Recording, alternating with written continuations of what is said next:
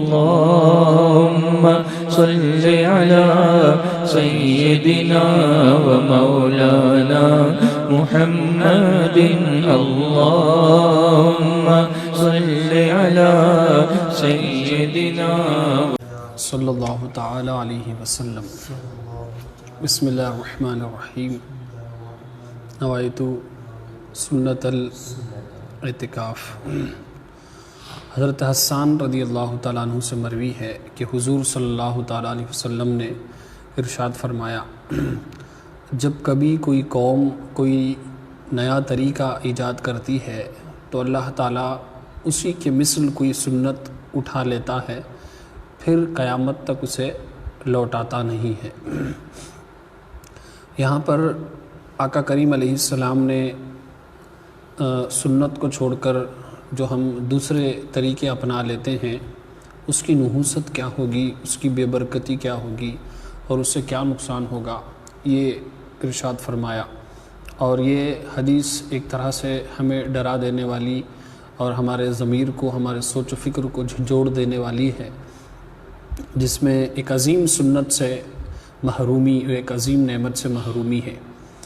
اس کو ایک مثال سے آپ سمجھیں کہ آپ ایک کرائے کے گھر میں ہیں اور جو گھر کا مالک ہے اس نے آپ کو کرائے کے گھر کے ساتھ آپ کے گھر میں سونا، چاندی، زیورات، ہیرے موتی، یہ سب اس گھر میں موجود ہیں، اور قانون یہ کہا گیا اور کہا یہ گیا کہ اگر جیسے ہی اگر کوئی کچرا یا پھر کوئی دھول وغیرہ جیسے جیسے اس گھر میں آ جائے گی، ایک ایک چیز کو واپس لے لیا جائے گا، سونے کو، چاندی کو واپس۔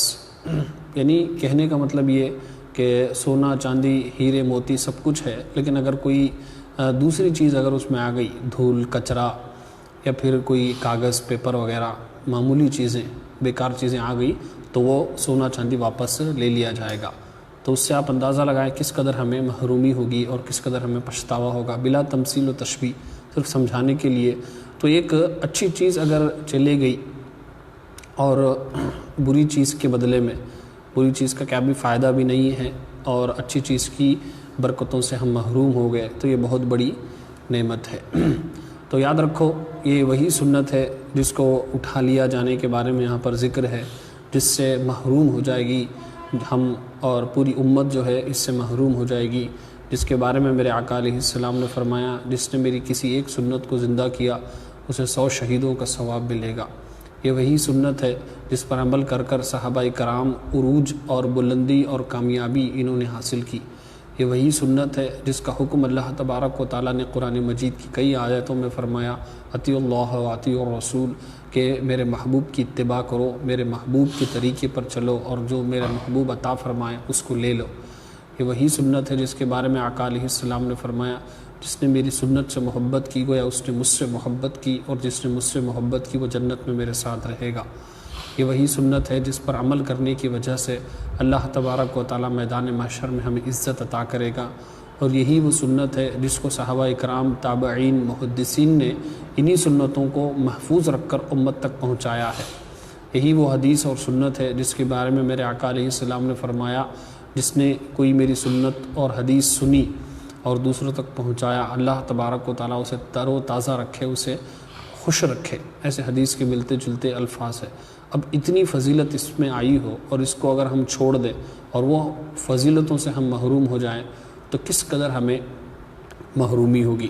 انسان اگر کوئی جاب اگر مس کر دے یا کوئی بزنس کے ڈیل اگر کوئی انسان مس کر دے، اسی طریقے سے دنیا کا کوئی فائدہ اگر کوئی بینیفٹ انسان اگر کوئی موقع چھوڑ دے تو کس قدر پچھتاوا ہوگا اور لوگ اسے تانا ماریں گے۔ تو یہاں پر سنت سے محرومی بہت بڑی مطلب نقصان ہے، بہت بڑا ہمارے لیے ایک فائدے کا چھوٹ جانا ہے، بہت بڑا نقصان ہے، بہت بڑی حسرت کی بات ہے۔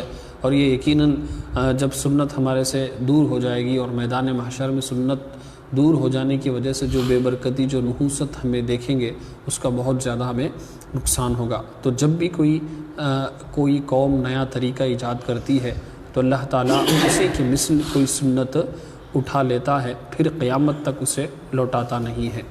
یعنی ایک مرتبہ بندے کو موقع دیا جائے گا، مجھے بھی اور آپ کو بھی، کہ ہم دین پر عمل کریں، سنتوں پر عمل کریں۔